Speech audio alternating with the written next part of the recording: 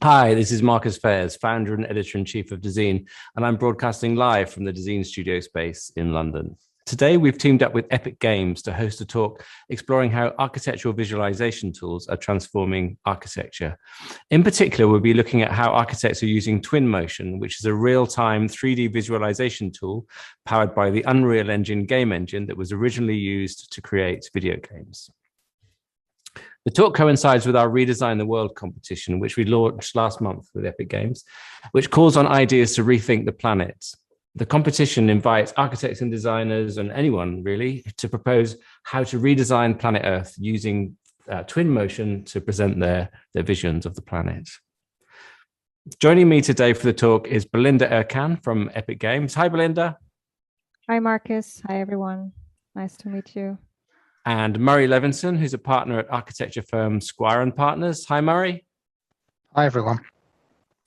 And Adam Laskey, who's director of architecture practice Marraum. Hi, Adam. Hi, Marcus. Hello, everyone. And finally, we've got Sandra, Youkhana and Luke Pearson, who are co-founders of the studio You+Pea. Hi, Sandra and Luke. Hello. Hi, everyone. Hi, everyone. Great. So the thing that you all have in common is that you use Twinmotion in your work. First of all, let me introduce you all in a bit more depth. Belinda, can you tell us who you are and what you do at Epic Games? Sure. So I'm Belinda, and I'm the product marketing manager for Twinmotion at Epic Games, and I'm coordinating all sorts of marketing efforts around Twinmotion. I'm owning positioning, branding, messaging, and just making sure that I help communicate what the brand and the product stand for. And you're also one of the judges of our Redesign the World competition. That's true. Yep. What are you particularly looking for when people enter the competition? What are you hoping to see? All sorts of crazy things, crazy solutions to a Crazy very is crazy good. problem. Yeah. Yeah. And are you going to play the piano for us as well? I can later on. Really? If you want. Sure. Yeah, definitely. Okay. Maybe now, a little bit now? Or is that a bit hard with your cable? Let's go to that later. You can do the outro for us at the end. And Murray, tell us a little bit about yourself. Hi, I can't actually play the piano, so slightly disappointing. Murray Levinson from Squire and Partners. We're architects, kind of traditional architectural practice, focusing on the commercial aspects of residential, hotel, and commercial work, based in London. Really excited actually today to find out what other people are doing using this software, which we've only started using fairly recently, but are really enthusiastic about how the 3D world can help explain our ideas to clients. And when you say you're a traditional architect, presumably you're moving into being non-traditional because you're using this pretty advanced software. I think the truth is that most architectural practices are beginning to engage with using this software, and it'll be interesting to see how this becomes the norm over the next few years. Great, thanks. Adam? Hi, I'm Adam from Marraum Architects. Run a small practice down in Cornwall. There's 9 of us in total.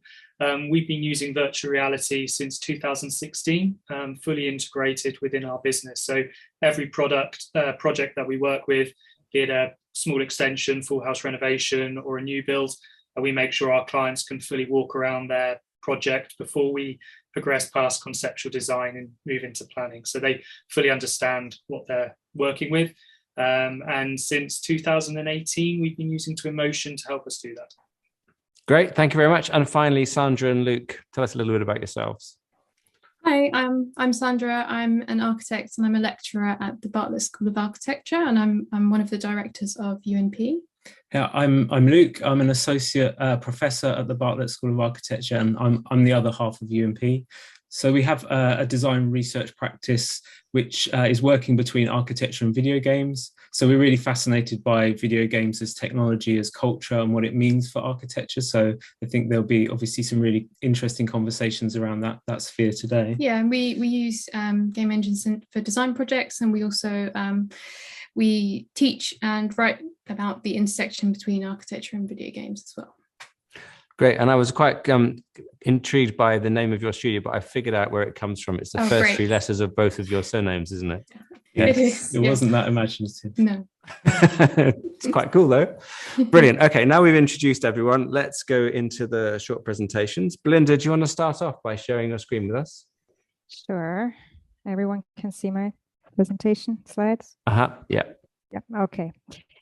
So yes, I'm happy for those who are very new to the world of real time. I'm going to give a little discourse on all things Twinmotion and Epic Games and Unreal Engine and real time, and just help connect the dots there a little bit and answer the question, what's real time technology, what's real time storytelling actually all about? Because Twinmotion is a so-called real time architecture visualization tool, and we also say that it's a real time storytelling tool. So what's that all about? It's actually all about problems. It's always about problems. We go to bed and we wake up to solve problems, right? Design problems in this context.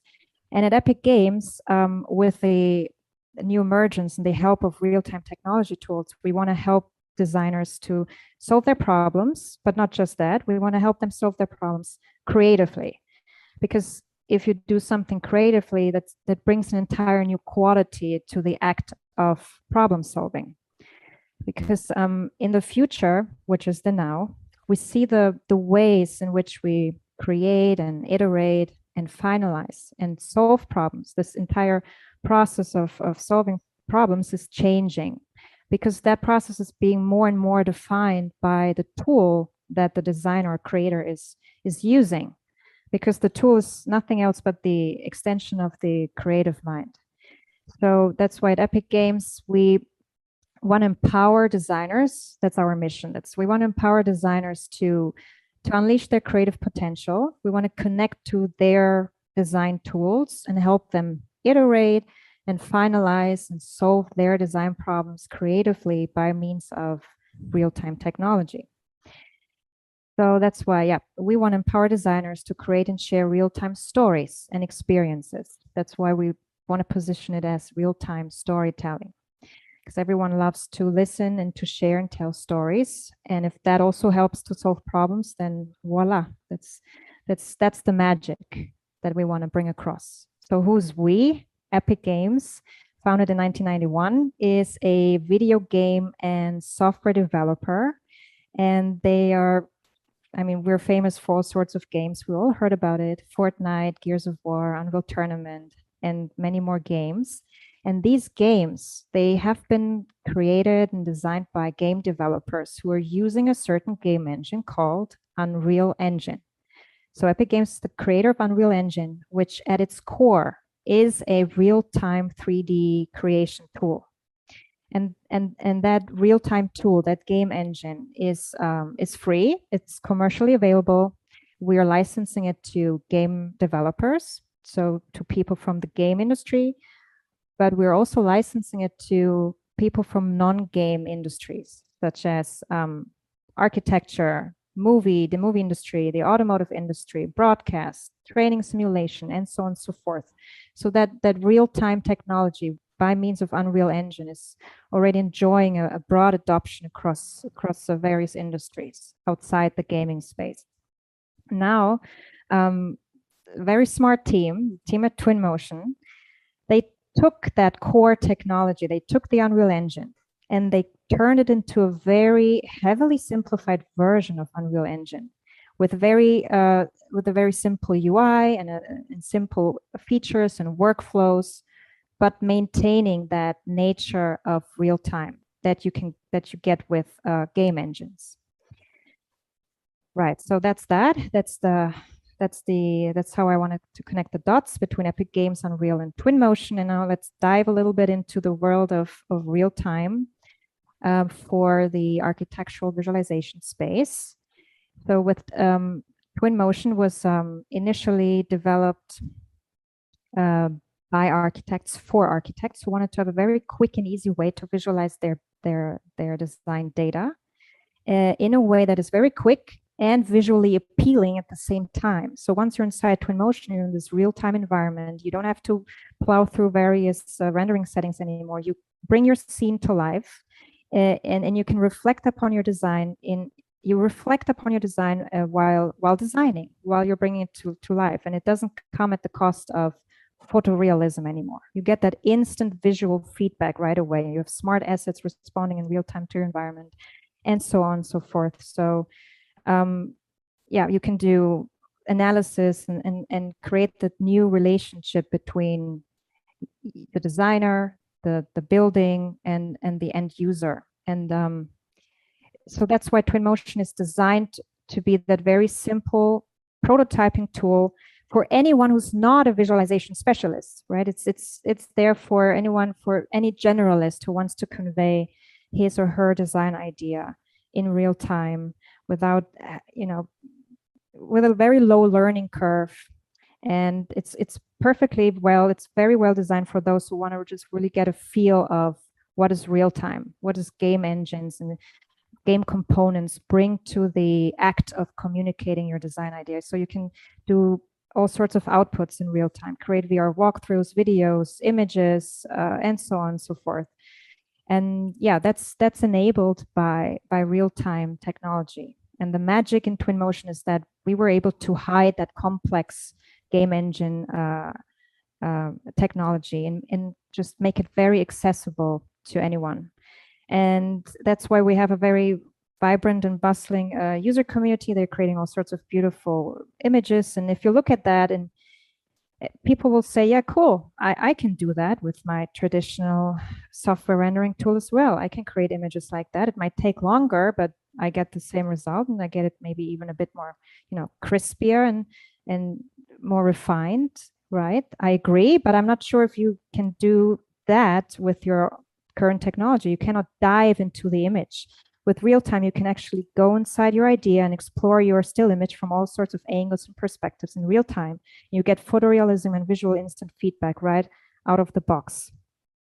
So that's why we're saying that Twinmotion is designed for the beginner, the designer, the generalists who want to get a feel of real time. And you can start your story in Twinmotion, but your story doesn't have to end there.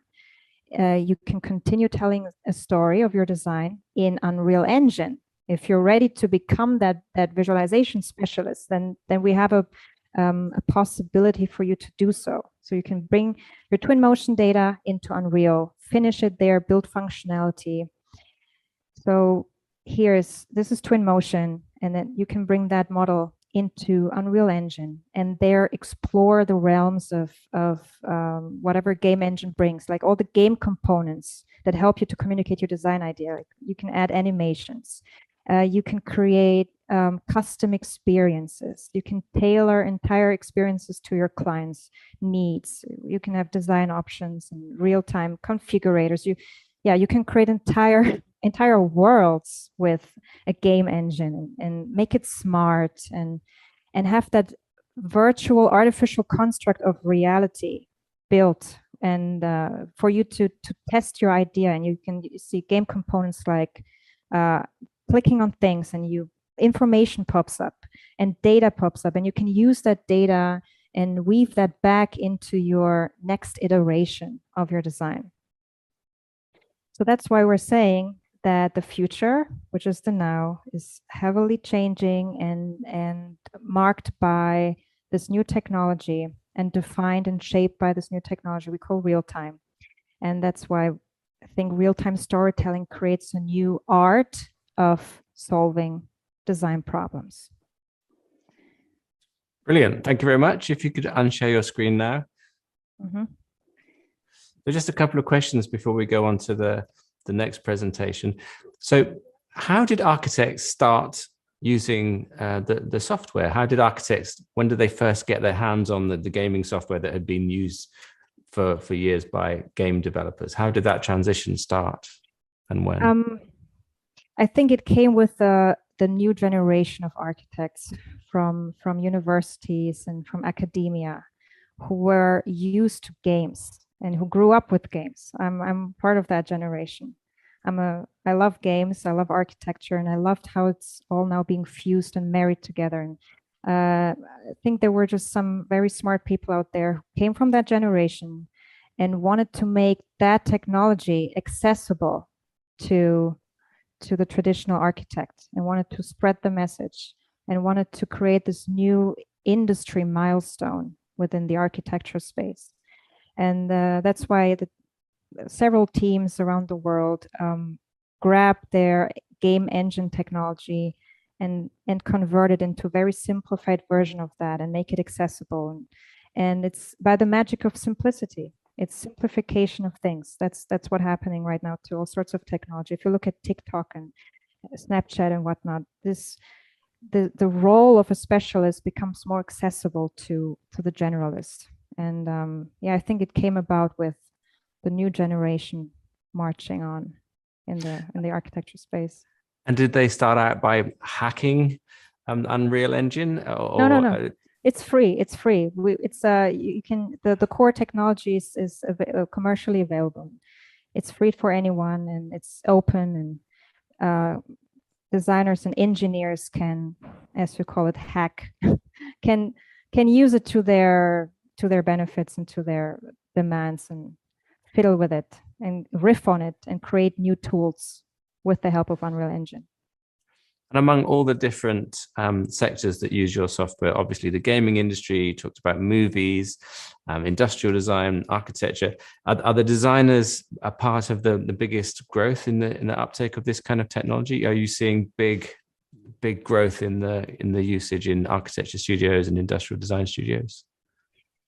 I see, absolutely. I see it. It's not just architects or architectural designers. It's all sorts of createchs. It's a new term that emerged. It's creatives in creative industries.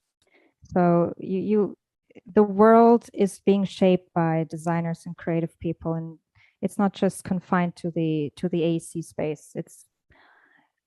It's everywhere. It's I mean, you have designers in every department. And at Audi, you have designers.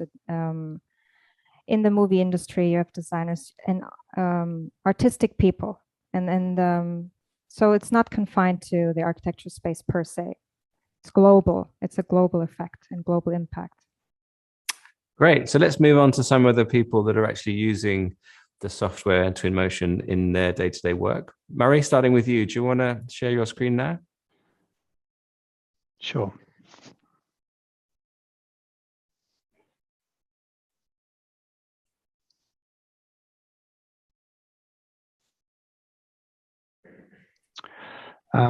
Okay, so what we have here today is a brief show reel of some of the outputs that we have had from Twinmotion recently. We have had a in-house CGI team for about probably nearly 20 years or so, and have always recognized the benefit of modeling in 3D and rendering in 3D and trying to get your the spatial qualities of any project across to a client or the planning authority. More recently, the world has moved into BIM, and we use Revit software and model in that world.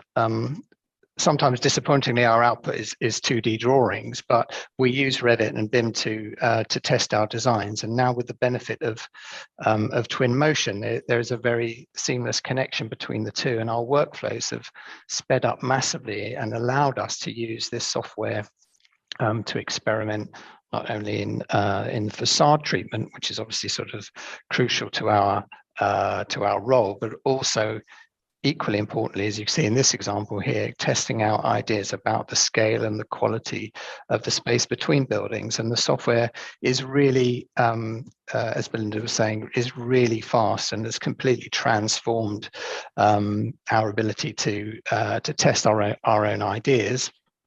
And check them and revise them if necessary, interact on the fly, as it were. Working in 3D live on the screen, tweaking the model, putting it back into Twinmotion.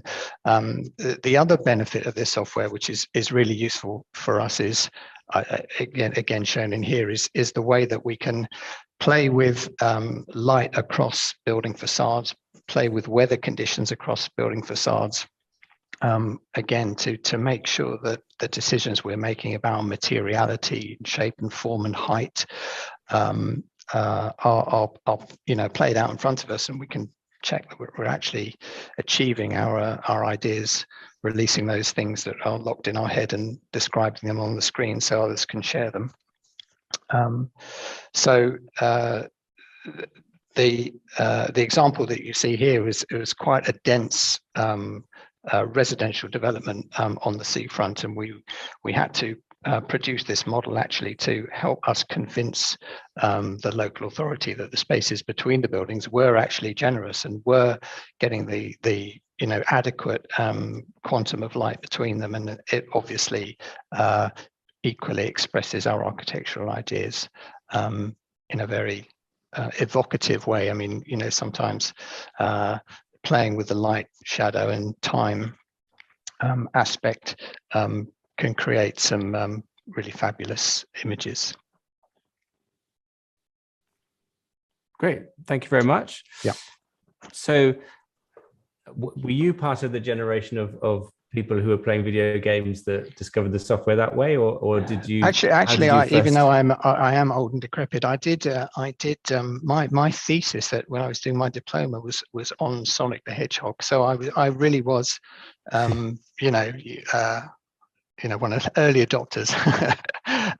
No, I definitely grew up with video games, and I think this software, continues that theme, and it's interesting to see how it develops. And how much of a learning curve was it for people in your practice to start using this software? Was it kind of hard to get your head around it, or was it like immediately revolutionary?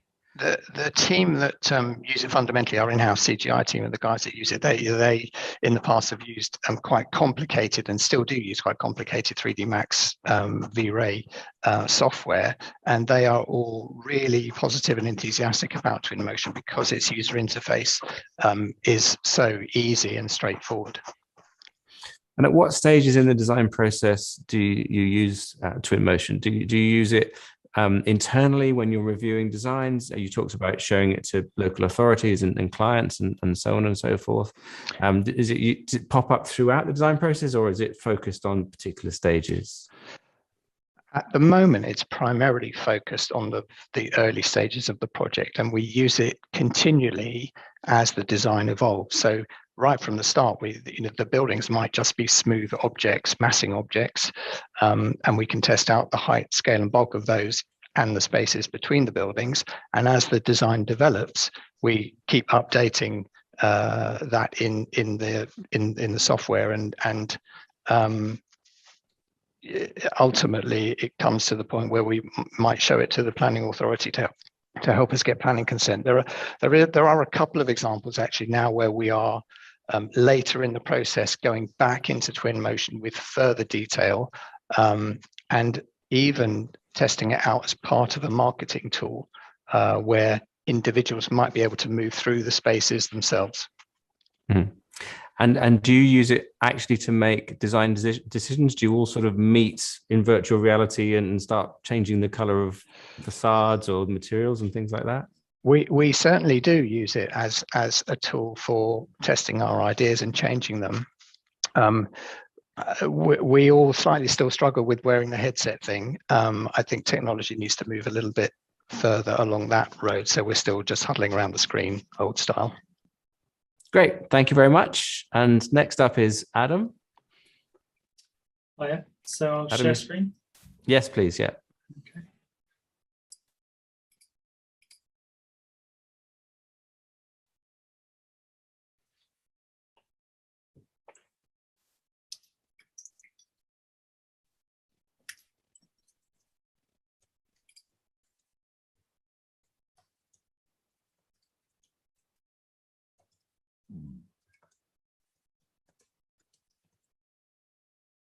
A number of years now.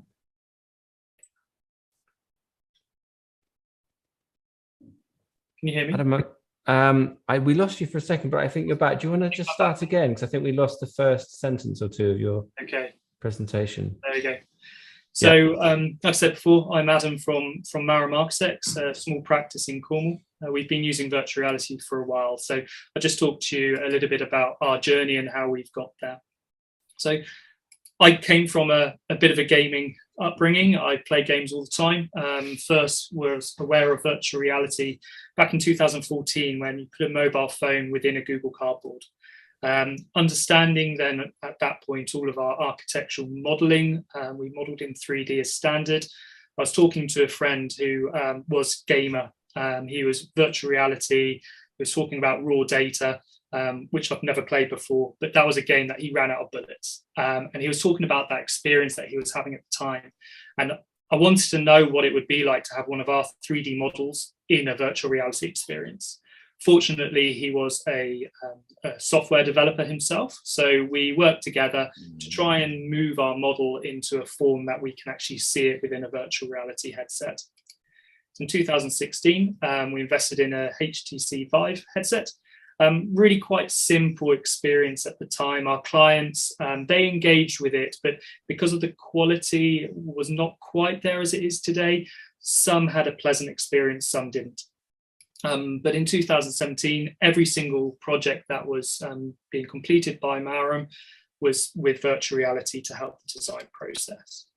Twinmotion came onto our radar in 2018, and that was a big leap forward. So the quality of the experience was tenfold better, and that helped our clients as well.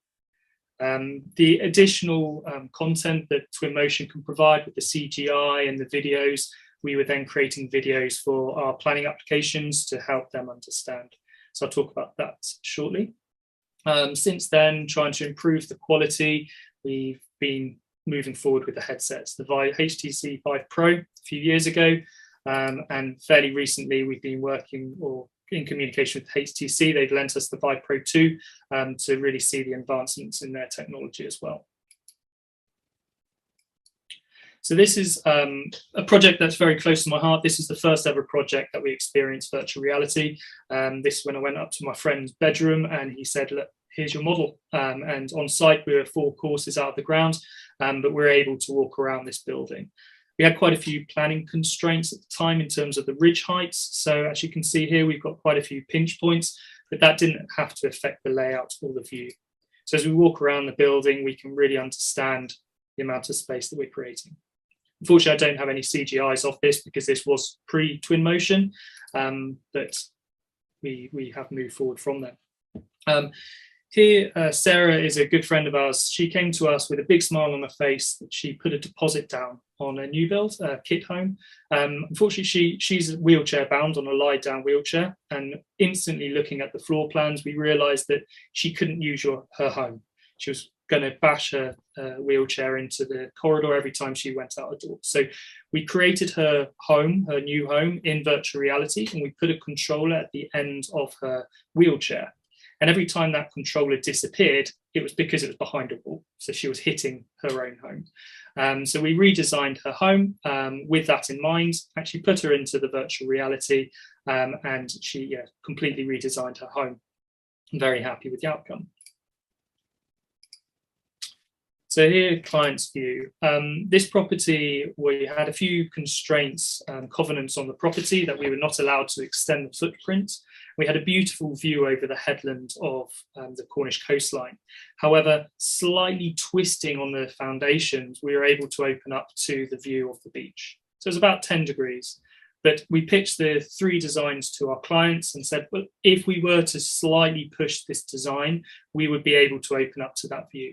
It cost our clients a little bit more money. However, by walking into their home in virtual reality, they're able to get onto this design pretty quickly, and we moved it forward. So this is the quality of their virtual reality experience. I'll just play it up now.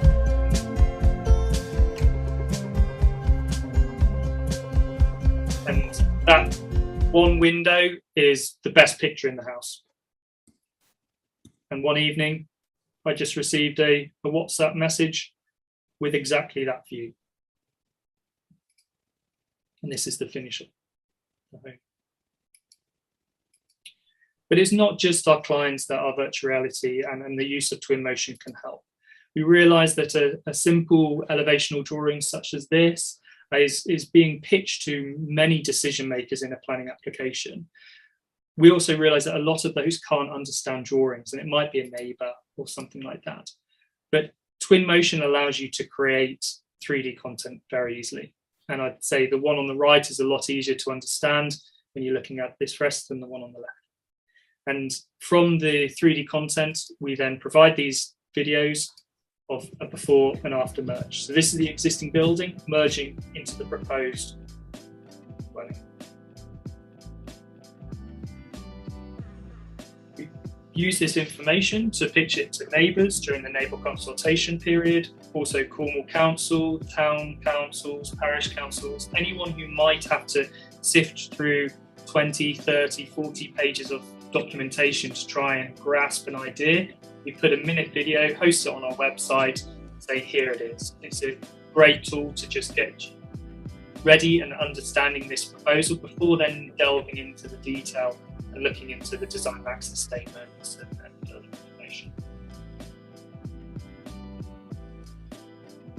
Similar to like Murray was saying, you can really understand the light and to play with textures when you get to this level of detail. So Cornwall Council, we've been using it with them for a few years. It's very well received. It does take a little bit more time, so I asked them, is it worth it? And they've asked us to continue doing what we're doing, so we do. And then finally from me, the use of Twinmotion has transformed our business. It provides a tool to take our design off the page, putting our clients at the heart of their project and experiencing their space before a single brick is laid. It allows maximum understanding of their investment and their home. That's me. Great, thank you very much. If you could unshare your screen, please. Okay. So you're talking about using it for planning applications to help planners understand what you're proposing. How do you do that? Do you just submit that with all the rest of the planning documentation, or do you go in and sit down with them and say, let's have a look at this movie? So we have on both of those. So we have done it as a parish council meeting where we're able to put it on a tablet and open up conversation with the town council.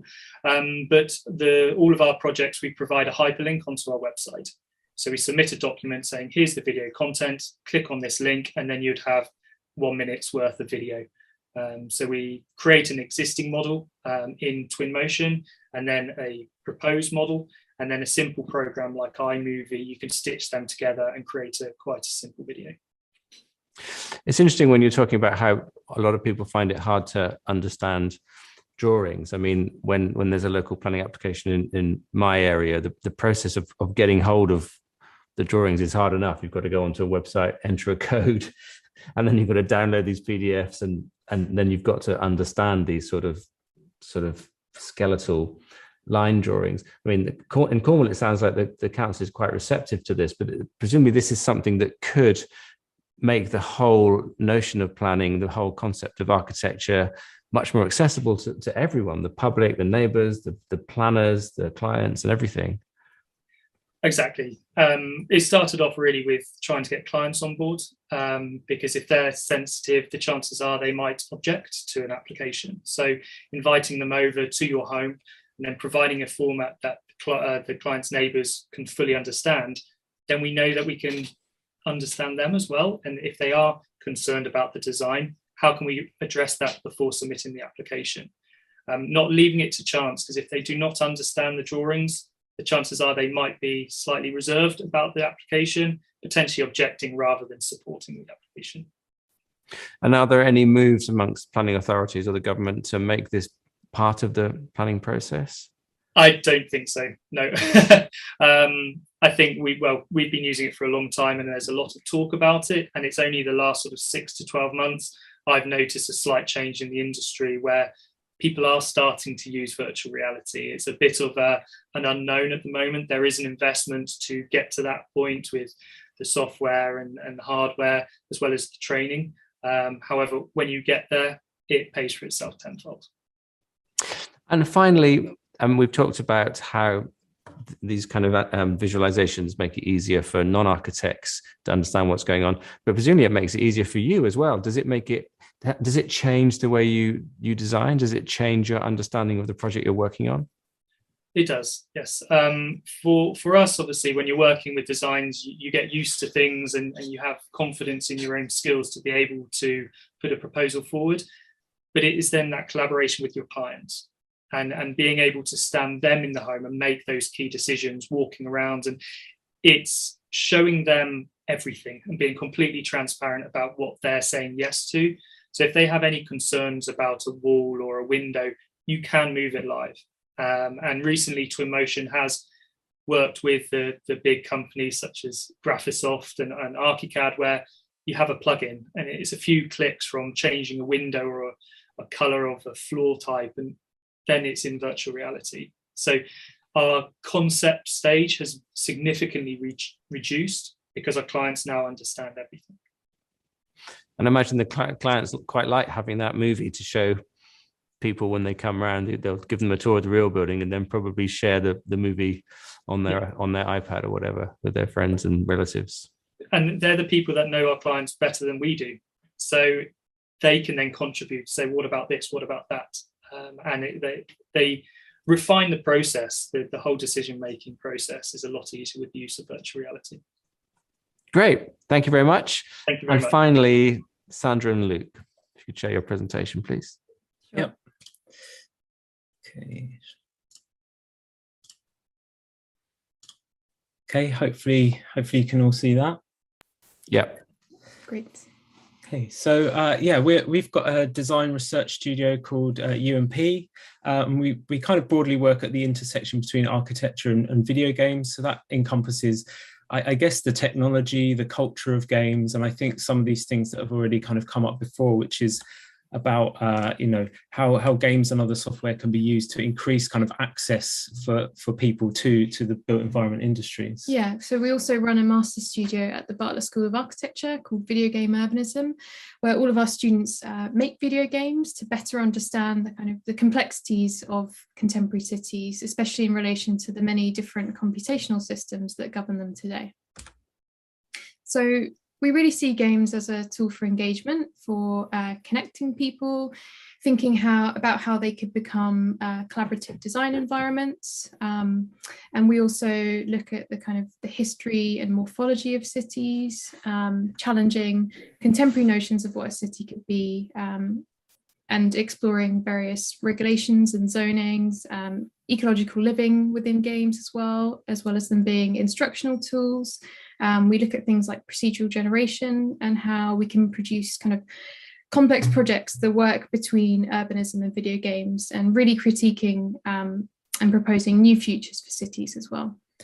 Yeah, I mean, I think to touch on some of the points that were raised before, it's also storytelling is so important to this type of work. So the combination of games as a really kind of potent software for combining real-time simulation, real-time visualization and interactivity, but also the fact that the culture and history of games comes from storytelling. And so we find that these are an absolutely perfect medium to kind of speculate on the present and the future of urban space in complex ways. And again, we kind of ask our students to then kind of unpack the games that they've made and to really kind of delve deeply into the relationship between the visualization and the kind of systemic analysis of cities that they produce in their work.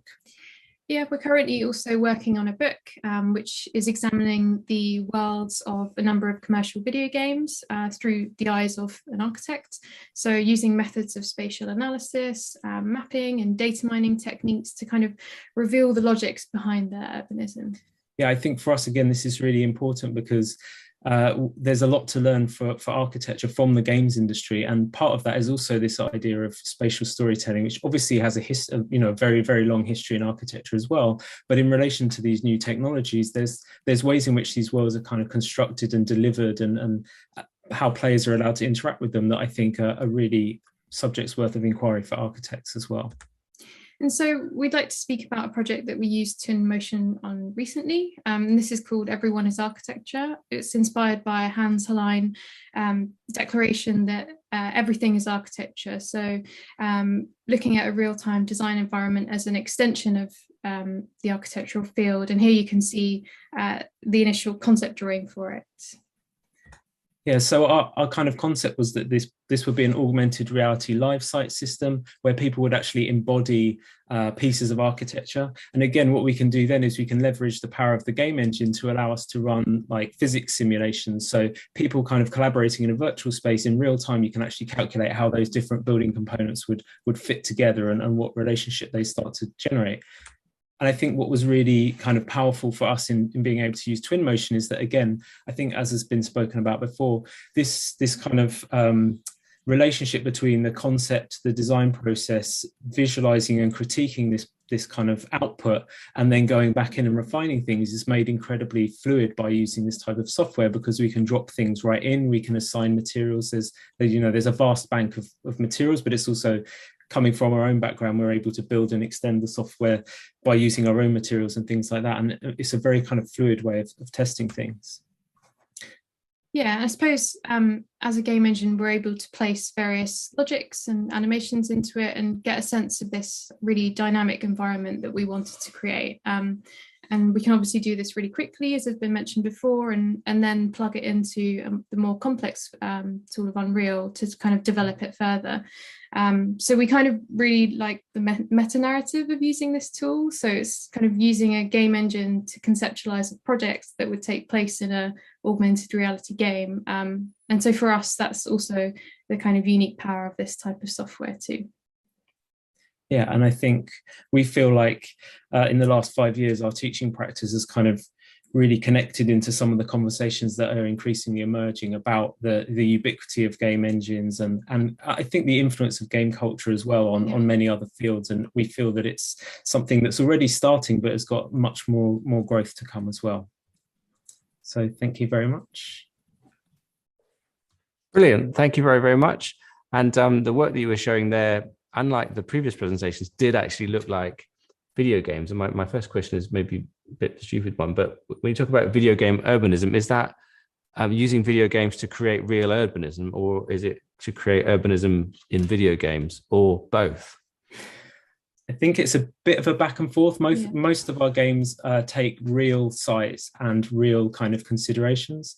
So for example, that we had some students a few years ago who looked at I guess the planning regulations in the UK, and as you mentioned before, the way that planning information is kind of delivered to people and how people understand the decisions that are being made about sites around them. So they went out into Bloomsbury around the Bartlett and they kind of compiled all these various different planning applications, and they made a game that was essentially looking at what the kind of semantic gaps were in the traditional A4 notice put up on a lamppost, and how people could intuit what that actually meant in a kind of non-expert language. I guess essentially creating a playable planning notice rather than one that just sinks to the ground on a lamppost.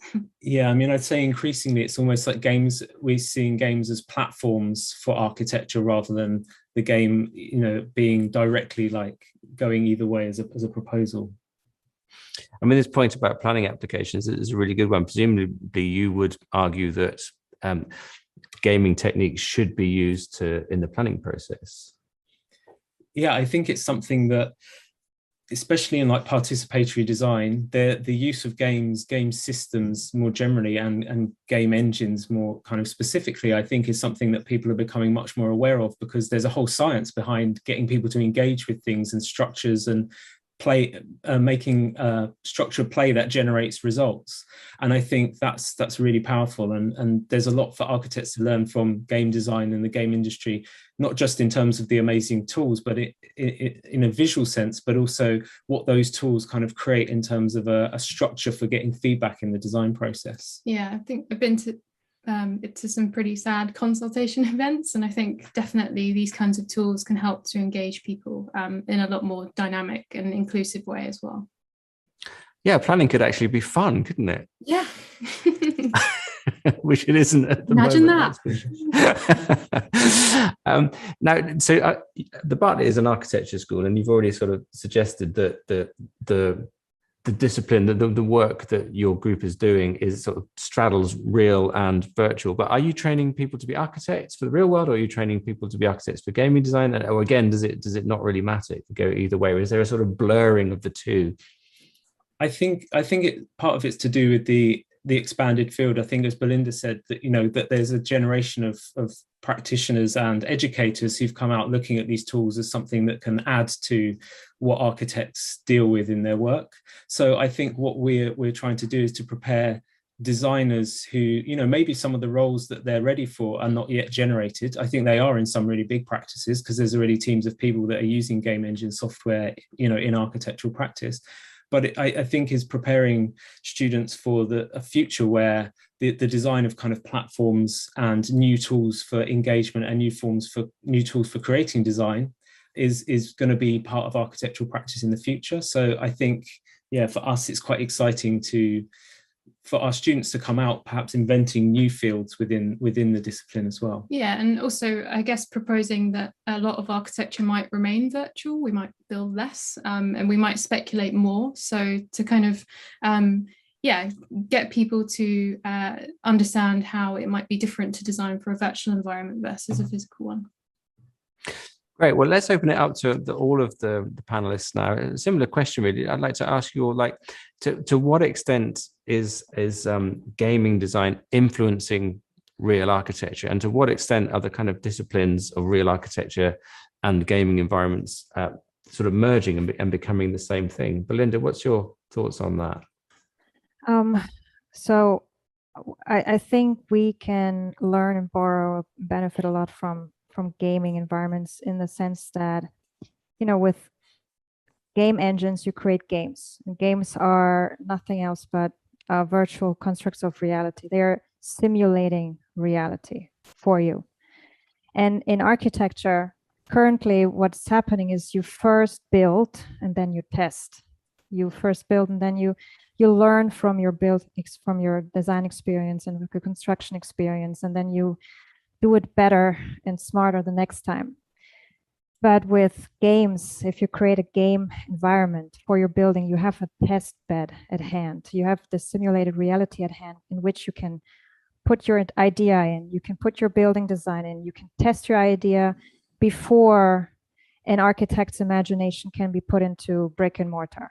And that helps in a lot of ways. It helps to mitigate problems and issues, and you can test your ideas and get data. That data you can then weave back into your next iteration, and just games and game environments help you to build better, smarter buildings. I think that's the essence of it.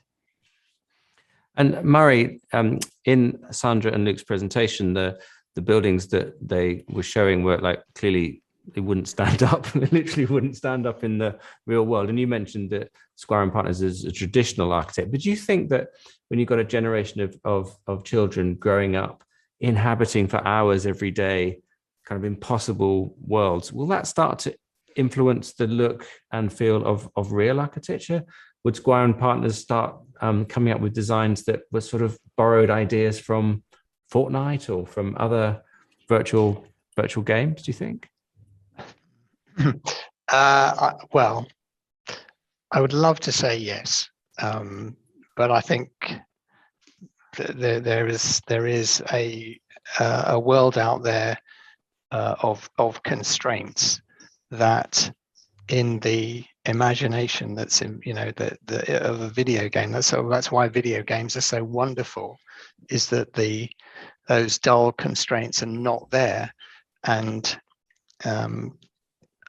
I don't know that without seeming dull, I don't know whether the world is going to change and that all of those dull constraints are suddenly going to disappear because we have the ability to express our ideas through software which is more advanced than it was previously. So I'm going to say no, actually. I don't think that the gaming software will change the world.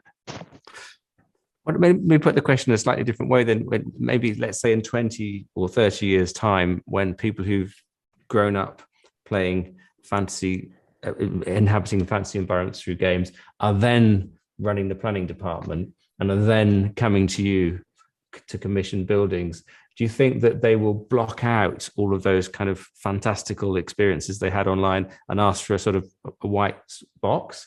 Or do you think they might start becoming more acceptable to have more fantasy inspired? If one looks, sort of globally, where perhaps, I was, my previous statement is sort of, I'm so London centric that the perhaps constraints will always be there, but globally, perhaps there will be areas in the world that could be more fantastical and more imaginative and less constrained by the past and more forward looking and be influenced exactly by the culture of the video game. So, yeah.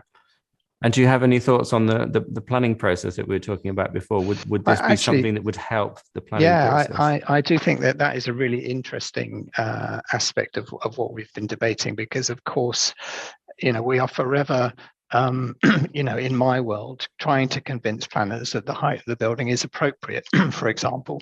And one's experience as you move through a city is a kinetic one, and trying to sell your idea through a series of still images is always quite strange. And I do believe that if we can engage with people to explain our ideas through this kind of software, one hopes that could it could give everyone more confidence about proposals, which might be otherwise more difficult to accept in a 2D, still image. Great. And Adam, the previous question to you as well, do you think that eventually the fact that large numbers of people are spending a lot of time in gaming environments, playing games, will that start to impact their expectations of the real world through architecture and other built forms? I think I'm similar to Murray in terms of whatever you pitch, it's to other decision makers. So whilst I'm quite happy to look into being creative with the design, it's how far it will go before our clients pull the plug and say, we can't get it through. But that shouldn't necessarily limit their enjoyment of their scheme, because planners don't really have a view inside their home, and it's a way you want to live. And I think something that Sandra said earlier is building less. I think that's really exciting, because you can pitch a different way of living, and being able to live in a virtual reality environment as part of your design process, you can make those key decisions.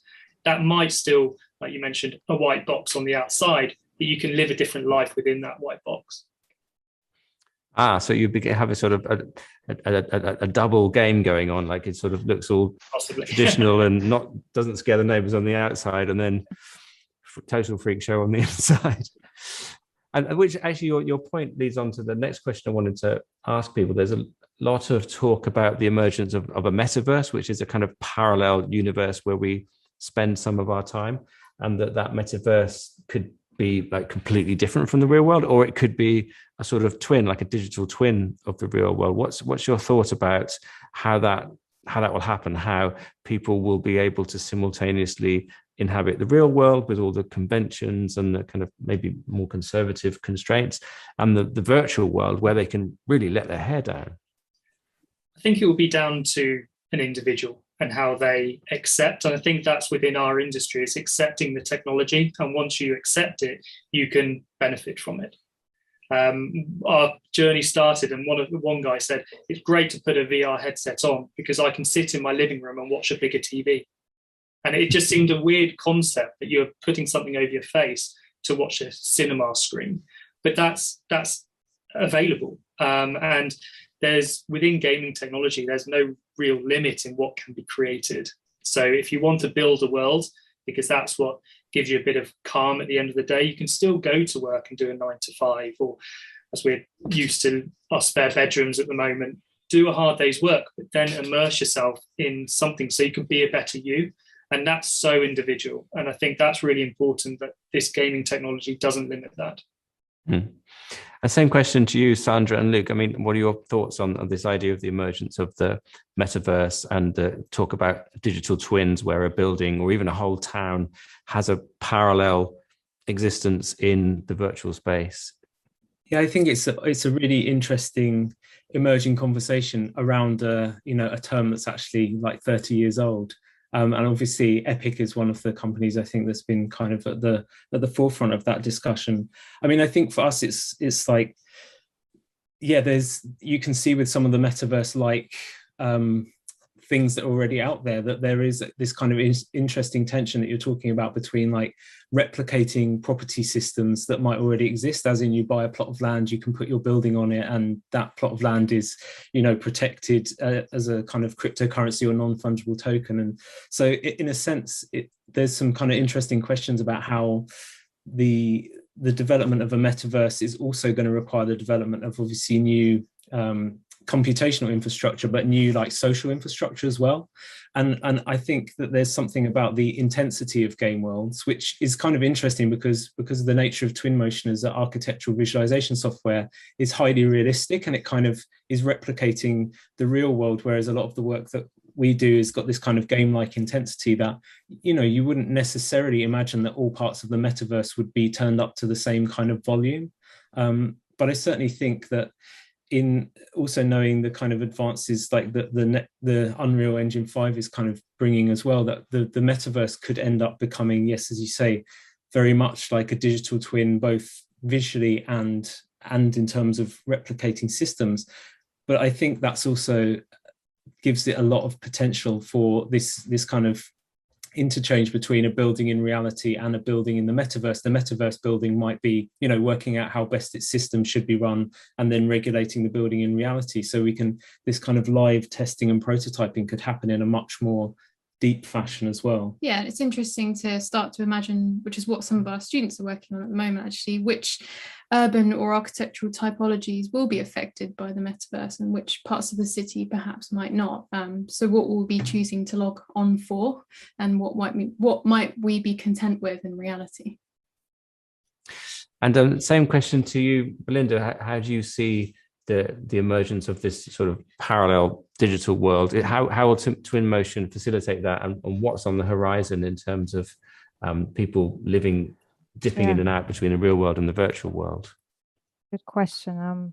So in terms of all things metaverse, first of all, I think it's not going to be built by one person, one company, one entity. It has to be built by everybody, by everyone. So the process of getting there is going to be a very participative one. It's not, right now we're shifting from being a passive consumer to an active contributor, because the technology needed to create the metaverse, real-time tech and all those complex technology tools, are becoming more accessible due to its simplification. And if we can create new jobs like You+Pea and create new roles and new demands and new fields and summon a new era of designers, then getting to the metaverse will be, an expedited process. We will get there no matter what and when, but now this is more about, as Murray said, it's the adoption is still somewhat slow, and we need to drive awareness, and we need to spread the message a little bit more. We need to amplify that message that we're, ushering into a new era. We just hit the first milestone. The next milestone will be spreading real time across the world, making it more accessible, hence getting to the metaverse faster and more collaboratively. And yeah, I think that we will see a better connection between the physical world and the digital metaverse world, in which we have a clone of each and every structure and system and infrastructure and building in the physical and in the metaverse. And I mean, actually the metaverse, we are already in it. We're already doing it. We are already somewhat little metaversers, versing around that world, because we have an avatar, we have a digital me, you have a digital you. And we're already trying to refine that digital you and represent that. And you will see this more you will see that become stronger with every other aspect in life, not just the human, not just architecture or design or buildings. You will see this around all sorts of services. Maybe we will do politics in the metaverse, and we will have a thriving economy there. So it's an exciting thing to observe and to be part of. Wow, politics in the metaverse. I mean, it couldn't be any worse than politics in the real world. Right. Get it? We do have some questions from the audience, but they're all very technical in nature. So I think it's probably better if we send them to you later. I think people are interested in entering the competition. I've got some quite specific questions. But so instead, I'm going to ask you all one very simple question. If you enter Dezeen and Epic Games Redesign the World competition, what thing would you put in your vision for planet Earth? I'll start with you, Belinda, because you're on screen at the moment. Like one thing. I mean, maybe pianos everywhere or something. What would to make the world a better place? What could we do? Make the world a better place. Oh my gosh! So I'm really putting you on the spot here because you're going to be judging Right. other people's ideas, and I've asked you to come up with one of your own. I would just say I want to see a better connection between the human being and its habitat, the building per se, a smarter connection. It's the building becoming humanized, and yeah, that's what I want to see. I want to see that there's a stronger marriage and relationship between the end user and the architecture. Great, good one. Murray, same question to you. Goodness, I don't know. Maybe sustainability is such a kind of hot topic. Maybe there is flexibility in the structures that we build in the virtual world that can change over time and still adapt, and that might influence us in the real world. Good. Adam? It's the layout, how the layout works and how it engages with its surroundings. And if that has a cliff top or a footpath or anything like that you can just stand and soak in a view, that's what I would probably want to see.